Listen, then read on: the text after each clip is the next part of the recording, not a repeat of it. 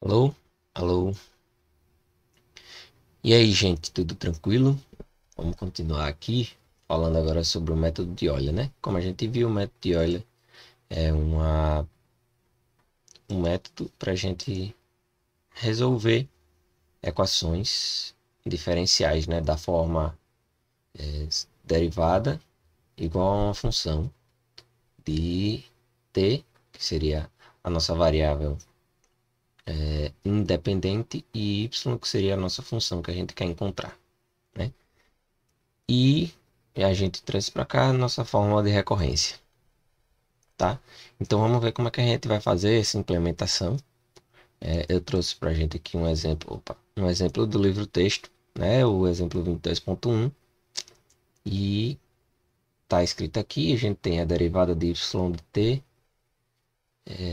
igual a yt ao quadrado menos 1,5y, beleza?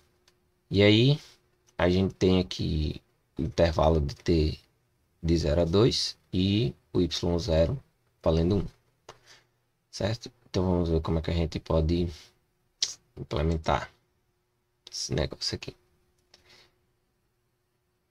Então, eu vou começar definindo algumas coisas aqui que a gente vai precisar.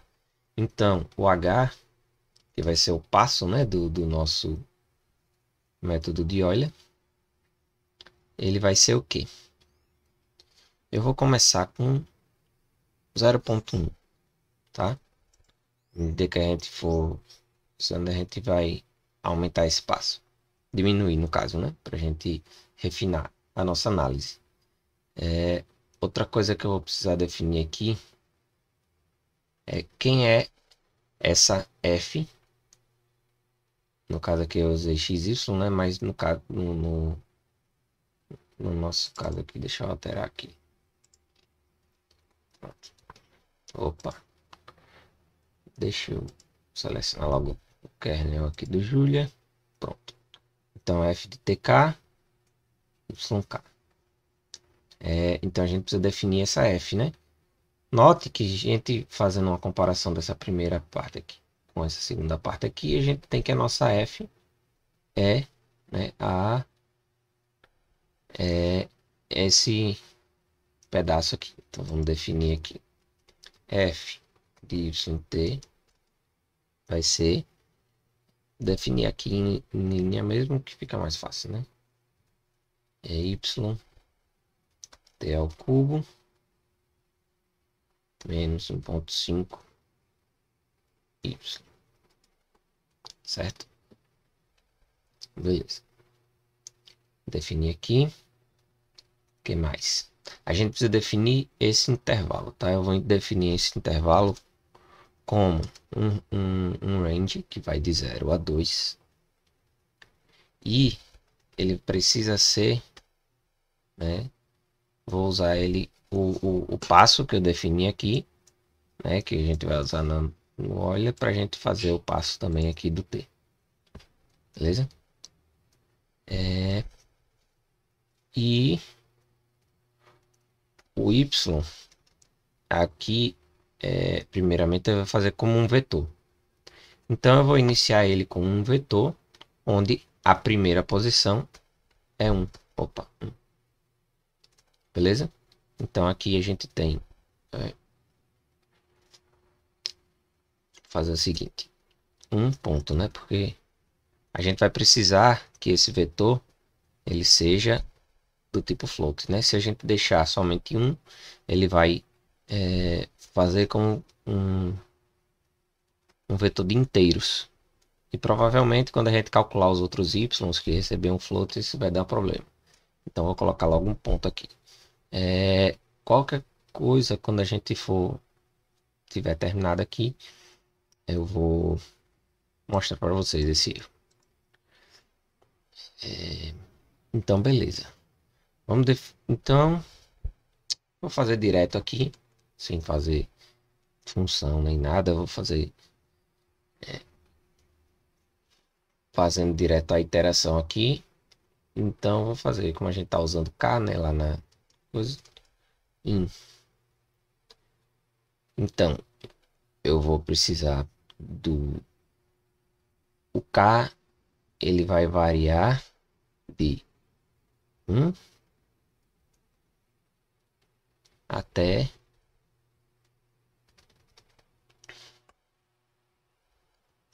o comprimento do vetor T menos 1.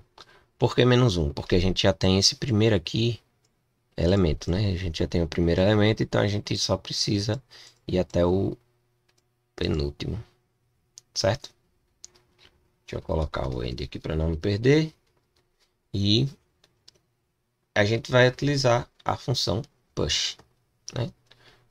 Para quê?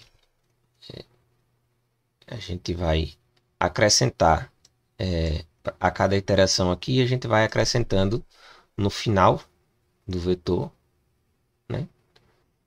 Do vetor y,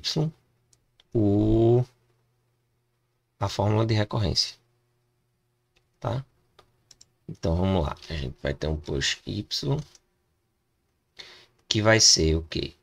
O yk, né? Então vai ser o yk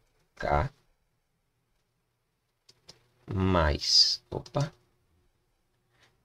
h vezes f de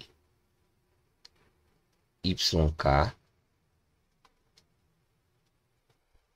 tk, certo? Então, basicamente é isso.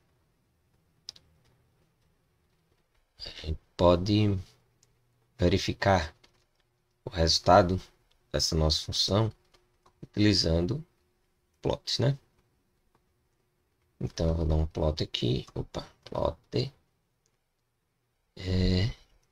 do vetor t pelo vetor y. Vou colocar alguns parâmetros aqui só para a gente visualizar um pouquinho melhor.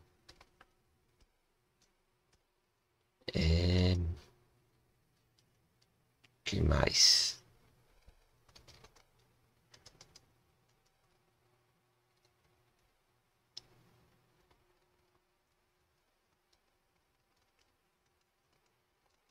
E olha. E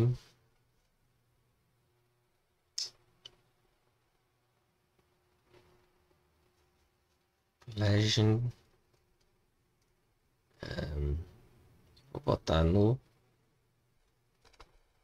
top left, né? Ficar no canto superior esquerdo.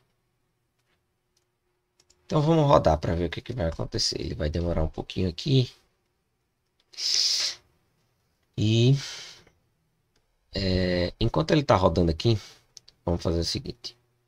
Vamos vir para cá e vamos usar a função desolve, calculando y' de t igual 8. Faltou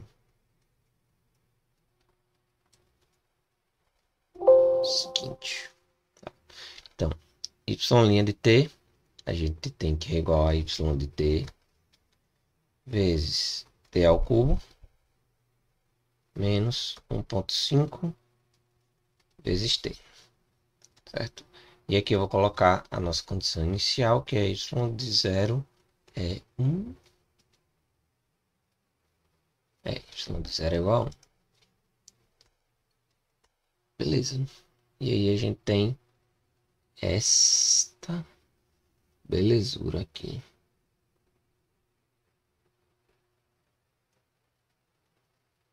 Então, eita, faltou aqui. Não, tá errado. Aqui não é t, né? Aqui é y de t. Então, beleza. Agora vou atribuir essa função. Então, ele atribuiu essa função y. Ou seja, se eu quiser y de 0, ele dá 1. Y de 1, ele vai dar algum valor aí. Elevado a menos 5 quartos. Mas o que eu vou querer fazer é plotar o gráfico dessa função, para a gente verificar. Mas eu quero o gráfico desta função para t de 0 a 2. Então, beleza, esse aqui é o gráfico da função. Fazer melhor aqui, fazer melhor ainda. A gente tem fazer o seguinte. Aqui embaixo, a gente já tem aqui, né? Então, perceba que a gente já tem aqui um gráfico aqui, né? Da nossa função pelo método de Euler, é bem parecido com o que a gente tinha. Mas, vamos verificar uma coisa. Se eu fizer aqui y real de t e colocar esse, né? Exponencial de t vezes t ao cubo menos 6, t ao cubo menos 6 dividido por 4 e plotar. Aí agora a gente usa coisa, né, para ele acrescentar ao plot que já está existente, o y real. Vou botar line 8 também com 2 e o label função real. E aí eu mando rodar de novo. Ele vai rodar de novo. E aí a gente tem. Perceba aqui que agora a gente tem aqui, ó, nossa função real em vermelho. E a gente tem um erro associado aqui, né, para nossa função em azul. Então,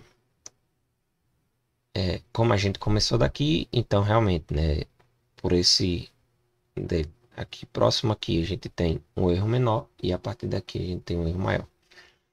Então vamos fazer o seguinte, vamos diminuir esse passo. Dividindo por 10, a gente já tem uma solução bem mais próxima, né? Então, se a gente diminuir mais um pouquinho ainda, a solução numérica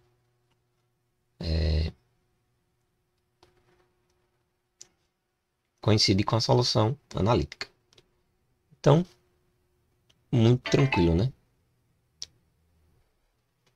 Super tranquilo.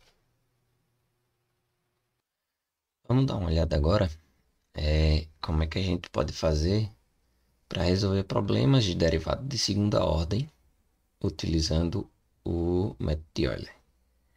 Então, vamos lá. Vou precisar de algumas coisas de aqui. Vou copiar e colar logo direto aqui. Beleza. Pode ser ponto 1 mesmo. Vamos mudar a nossa F. Agora eu vou chamar de G, tá? Só para diferenciar aqui. Vai ser essa daqui, né? Então a gente vai fazer do tipo derivada segunda igual a uma função. Que essa função pode envolver a derivada primeira, a função propriamente dita e a variável independente. Então, eu vou ter uma função de dy, de y e de t. E essa função vai ser, é só isolar a derivada segunda aqui, né? Esse cara vai para lá, fica positivo. Então, 1 menos y ao quadrado vezes dy, que é a derivada, mais y. Beleza. O t a gente vai manter, não, de 10. Acabei esquecendo de colocar aqui. Mas o nosso intervalo de análise, vai ser t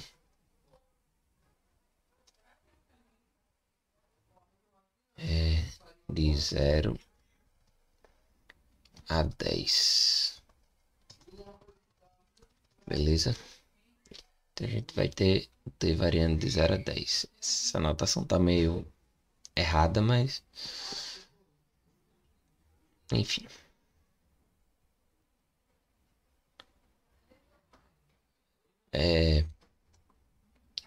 É o que temos para hoje. Então vamos lá. A gente vai ter o y de 0, né? O y inicial a gente agora novamente é 1. E vou definir também o dy, opa, inicial como 1. Então beleza, agora a gente já pode passar para o nosso for. Então, para ir, eu vou usar cá de novo, tá? In até o tamanho de t menos 1, como a gente fez antes, né? Aí a gente vai fazer o quê? Mesma coisa. Push. Agora só que tem uma coisa. O que a gente precisa ter em mente é que se a gente está fazendo derivada segunda, mas a fórmula de Euler ela vale para a primeira derivada, né? Então o que é que a gente pode pensar? Pode pensar que essa derivada segunda é a derivada da derivada primeira e a gente calcular inicialmente a derivada primeira para depois, né, a gente calcular a função em si. Então, pegando aqui a fórmula de Euler nesse formato aqui, então a gente teria que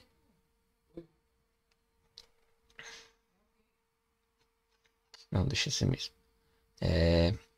A gente teria que a derivada k mais 1 vai ser a derivada k mais h vezes o valor da função com esses caras aqui em k, né? Então,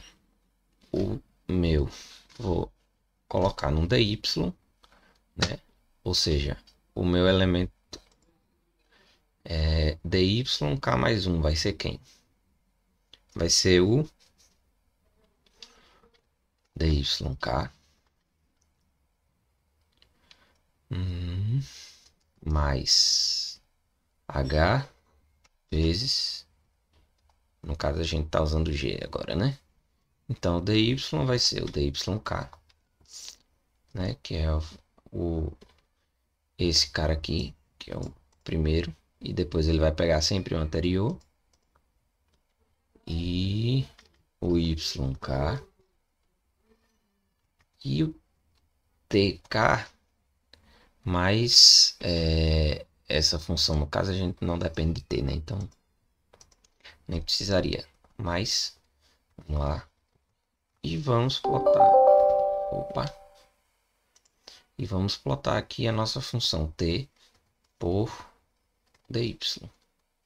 Deixa eu pegar aqueles parâmetros aqui para a gente colocar lá.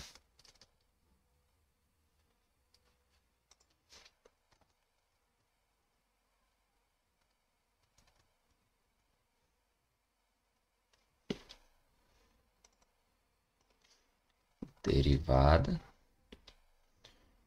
E vamos executar para a gente ver o que acontece. Então a gente está tentando acessar um vetor de um elemento no elemento 2. Então, entendi. Como a gente está fazendo aqui, a gente tem que fazer direto os dois, né? Então a gente faltou calcular o y. Então depois que a gente calcula aqui a derivada, a gente tem que calcular o y, né? Eu achei que dava para fazer separado, mostrar um, depois mostrar o outro, mas não dá. Por quê?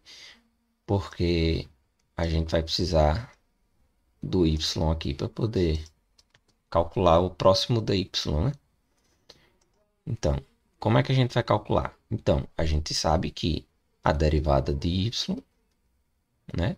A gente integrando, então, né, a gente tem essa igualdade aqui. Y em tk mais 1 menos y em tk vai ser igual à integral, né? Do da derivada em tk até tk mais 1. Então, se a gente passar esse cara para cá, né? A gente vai ter o quê? Deixa eu passar ele para cá.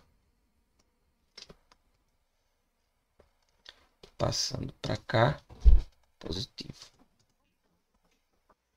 Então, a gente tem essa expressão aqui. Tá, mas e daí? E daí que a gente pode usar agora, né? Essa fórmula aqui para calcular o y. Então, a gente vai calcular o ytk mais 1, né? Que seria o yk mais 1. Eu posso fazer assim. Entender isso aqui desse jeito, né? O yk mais 1 vai ser o yk mais a integral. E a gente vai usar, para calcular essa integral, justamente os métodos de integração numérica que a gente fez anteriormente. Então, se a gente tem aqui esse cara aqui, então a gente vai colocar como próximo elemento do vetor y, vai ser o yk mais essa integral aqui. Essa integral, como eu tenho inicialmente, como eu só tenho dois valores, né? Eu tenho o valor que eu calculei anteriormente aqui e tenho o valor anterior. Então a gente só tem dois valores, vai precisar usar a regra do trapézio. Então vai ser h vezes dyk mais dyk mais 1. Isso aqui dividido por 2. É isso? A regra do trapézio tranquilamente. E aí a gente vai fazer essa determinação aqui. Então vamos fazer o seguinte. Vou plotar logo os dois. Então. T por Y. E botar um label aqui. Vou fazer assim, botar Y. Opa. Y de T. E aqui não tem derivada. Vou botar Y linha de T. Deixa ele rodar. Só plotou um porque eu não coloquei ponto de interrogação para ele acrescentar. Então, a gente tem este resultado aqui. Vou colocar aqui o igual a 2. Para ele ficar mais grossinho também. Agora tem uma coisa estranha. Entendi. O que foi que estava errado? Quando a gente definiu aqui a nossa função g, a gente passa esse cara para lá somando e esse cara para lá subtraindo, né? Então, ajeitei. E aí, beleza. A gente tem esse gráfico meio loucão aqui, né? Inclusive, essa equação, ela tem um nome específico, né? Se a gente for olhar aqui no livro. Então, a gente tem aqui, né, a equação de Van der Poel, né, que ela modela circuitos eletrônicos, blá, blá, blá. Para que eu falei isso? Não sei. Enfim, e aí a gente tem esse resultado aqui. Vamos só conferir esse resultado. Vou voltar aqui pro Maple. Deixa eu dar um zoom. E vamos trazer para cá. A nossa EDO que vai ser. Vamos subir aqui. É derivada segunda, né?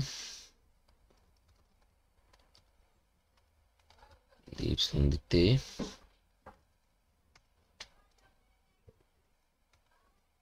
menos 1 menos y de t ao quadrado vezes a derivada primeira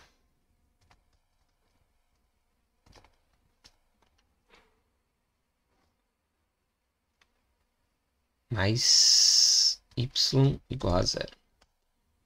Então, trouxe para cá a nossa equação diferencial. Beleza. Nossas condições iniciais. Vou botar essa aí só. Então, a gente tem que y em 0 é 1 e que y' em 0 também é igual a 1. Certo? Então, vou usar a função desolve para resolver essa equação diferencial. Só que essa equação diferencial ela tem um detalhe. Ela... Vou mostrar para vocês. Vamos botar aqui CI e EDO.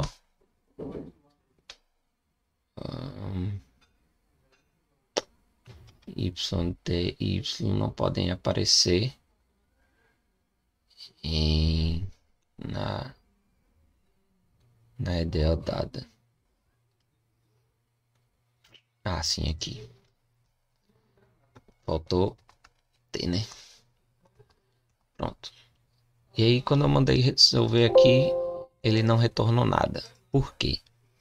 Porque essa EDO, justamente, ela não tem uma solução analítica. Então, a gente, justamente para esses casos, a gente usa a formulação numérica, né? Então, vou fazer formulação numérica aqui também, com range de 0 a 10 e vou guardar esse resultado numa variável f. O que é que isso quer dizer? Quer dizer que quando eu chamar aqui f de 0, por exemplo, ele vai dar aqui t igual a 0, y t igual a 1 e a derivada 1. Se eu quiser de 5, por exemplo, então ele calcula. Para fazer a plotagem do gráfico, a gente vai precisar de uma biblioteca aqui, que é esse plots, e a gente vai poder usar essa função aqui, ó, ODE plot, né? Plot, né, de plotagem de gráfico, e ODE de ordinary, né, equação diferencial ordinária em inglês. E aí a gente vai plotar f. Deixa eu ver se plotando, ó, já começou a aparecer o nosso gráfico aqui. Mas eu quero plotar ela e a derivada. Então, vou fazer o seguinte. Aqui. Então, eu vou plotar ela,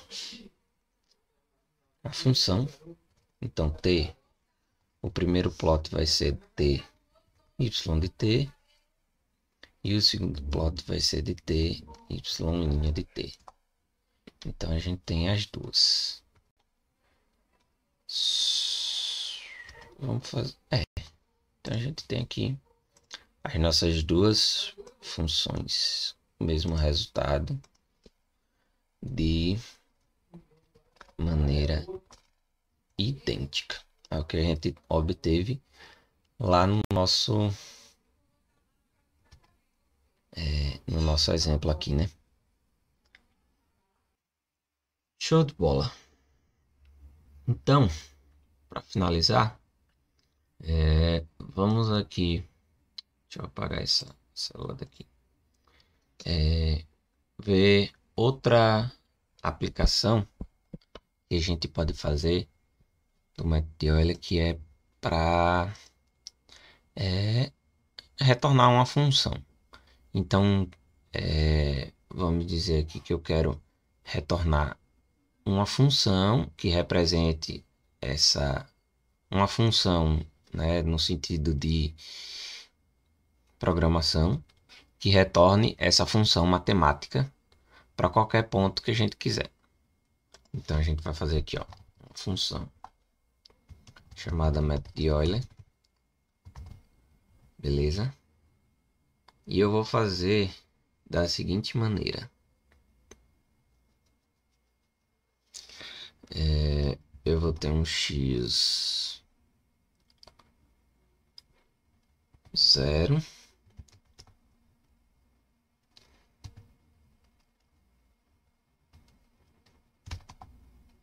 que vai ser um número.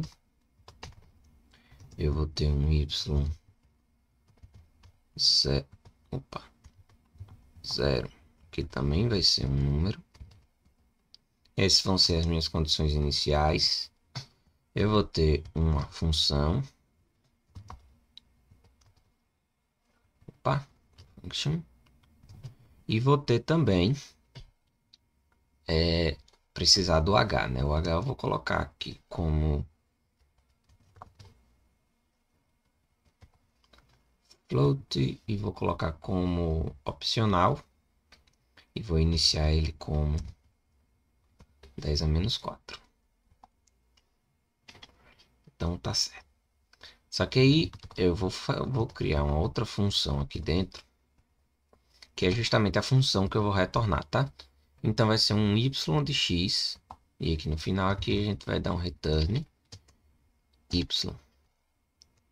E aí o usuário, quando ele chamar essa função, ele vai guardar, vai receber essa função e vai poder calcular o valor em qualquer x que ele quiser.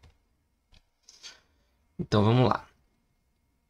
Primeira coisa que eu preciso fazer é definir um xk, que eu vou iniciar como x0. X0. Eu vou precisar também de um yk, que vai ser iniciado também com y0. E aí a gente vai iniciar um k, que vai ser a quantidade de iterações. Certo? Por quê? Porque a gente vai precisar fazer um while.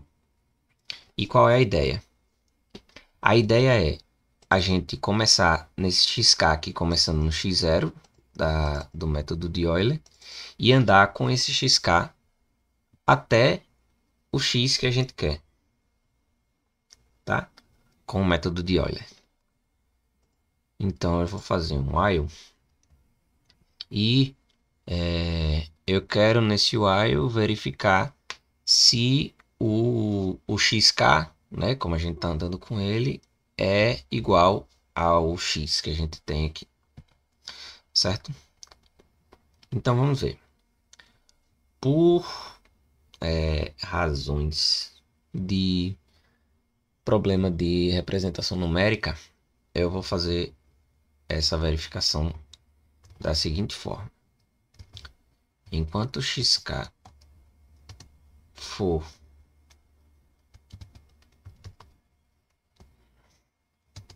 não for aproximadamente x, não, só x, tá? E aí o que é que eu estou dizendo aqui?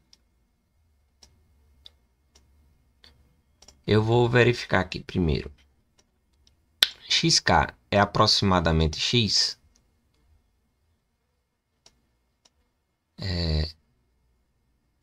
Então, essa operação aqui vai retornar um valor verdadeiro ou falso. Não é isso? Essa exclamação é justamente o sinal de negação. Então, se isso aqui retornar verdadeiro, essa negação vai transformar em falso. Se isso aqui retorna falso, essa negação vai se transformar em verdadeiro. Ou seja, enquanto o xk não for aproximadamente x, então ele vai continuar no while. E eu vou colocar aqui também ou. Esse aqui tem um OR, não. Então, ou K. Eu não lembro agora se são dois. Mas acho que são um. E K, se o K for, enquanto o K for menor do que 10 a sexta. Tá? Por quê? Porque eu vou precisar incrementar isso aqui. E para que não haja o problema de a gente entrar num loop infinito, eu vou contar a quantidade de K de iterações, tá? Para que a gente não...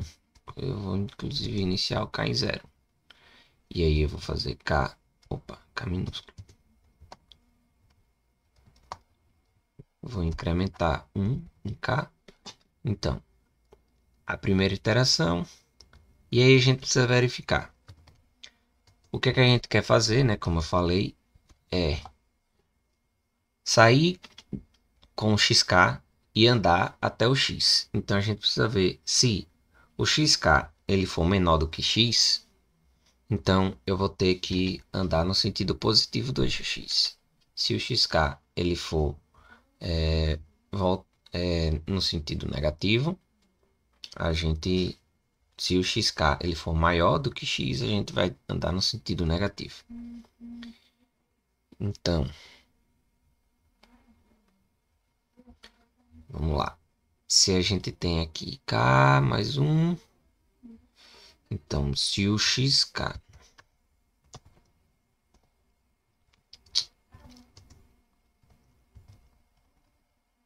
se o meu XK ele for menor do que X, ou seja, se a gente imaginando, né, o eixo das abscissas, se o XK ele tiver antes do X, eu vou andar com ele no sentido positivo e andar com o YK também, né, no sentido positivo. E tem uma coisa que é importante, é que o Y, como a gente vai precisar para calcular o Y, a gente vai precisar do valor de X, né? Do XK, então a gente vai precisar fazer o Y primeiro. Então, Y de XK vai ser o Y de XK anterior mais a fórmula de Euler, né? H vezes F de XK YK. E aí aqui a gente faz o XK mais igual e a gente vai andar H, certo? Beleza. E aí se não for, a gente vai ter essa mesma expressão, só que com menos. Porque se não for, a gente tem o XK maior do que X, então a gente vai ter que andar no sentido negativo, certo? Então, beleza. E aí, no final das contas, a gente vai retornar aqui, depois do while, né? Depois que ele faz todo esse cálculo, todo esse procedimento, ele vai retornar o YK. Beleza? E aí, eu criei a função e depois estou retornando a função para o usuário. Então vamos testar. Então vou chamar de y2 e vou chamar aqui a função metEuler. O meu x0 a gente teve 0. O y0 é 1. O nosso f de x eu vou pegar ele lá em cima.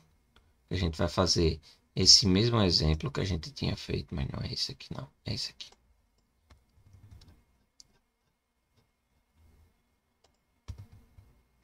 Então vai ser o F aqui. E o H eu vou manter aqui 10 a menos 4, tá? Que é o original. E aí, vamos só verificar uma coisa aqui. Tem uma coisa aqui que é interessante, que aqui eu fiz f de yt, ou seja, variável dependente e variável independente. Aqui eu fiz x e y, né? Então aqui é variável independente e aqui variável dependente. Então aqui está trocado. Então a gente precisa inverter aqui, né? Precisa tomar cuidado com essas coisas. E vamos ver aqui no que é que vai dar. Vou retornar a função y para o y2 e vou calcular o y2 de zero inicialmente, né? Porque a gente já sabe que tem que dar 1. E aí resolvendo aqui é 0,98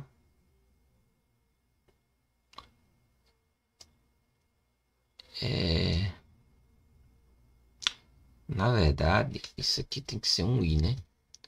Porque enquanto as duas forem verdadeiras, ele vai entrar aqui no while. Se uma delas for falsa, então ele já sai do if. E vamos rodar.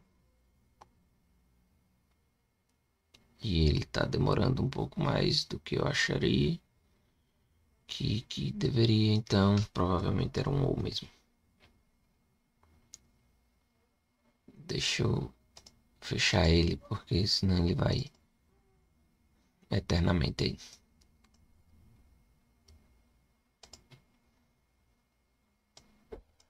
Então, 0, 1. E a gente tem aqui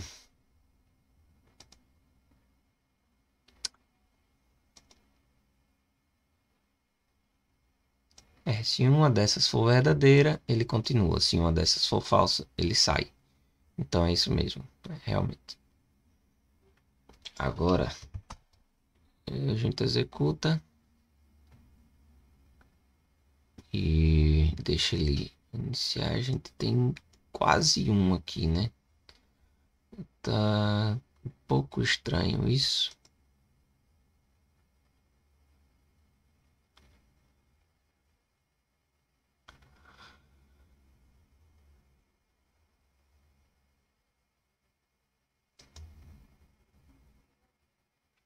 Por quê? Porque o xk aqui é 0. Então ele não deveria calcular. Vou fazer o seguinte, deixa eu tirar isso aqui daqui, porque tá me confundindo um pouquinho. E vou colocar dentro aqui do if. If k igual a 10 a sexta. Então ele vai dar um break. Se não, ele vai fazer k mais 1 e vai continuar o processo. Eu acho que assim fica mais fácil.